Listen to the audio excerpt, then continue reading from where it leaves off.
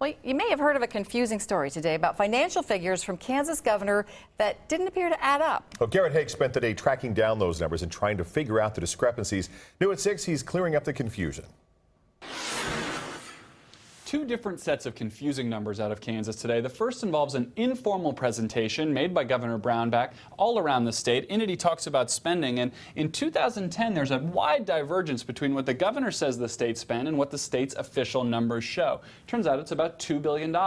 We got to the bottom of this today when we found out that there was no $2 billion. The money wasn't spent in 2010, and it wasn't cut in 2011. This was a math mistake from the state's budget office. They say they passed along some bad data to the governor's office. They used it in this presentation. But the governor's office says they never used this in official budget calculations. It was really only to do this presentation. So the fact that that $2 billion never really existed wasn't really a major deal.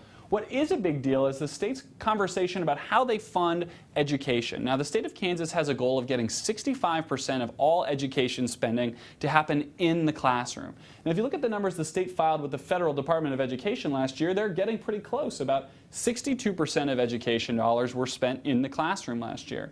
But Governor Brownback and other conservatives use a different method for calculating that number. They say the number is actually a lot closer to 54%. The reason? They use a bigger pie. They say there's more things that count as education spending, including the KPERS program, some debt and capital outlays, all fall into that category. They say these are all things that count as education spending. And as the legislature begins to grapple with what they want to do about education reform, all those things should be included as well. We'll have much more on this as the education story continues in the legislature. For now, I'm Garrett Haig, 41 Action News.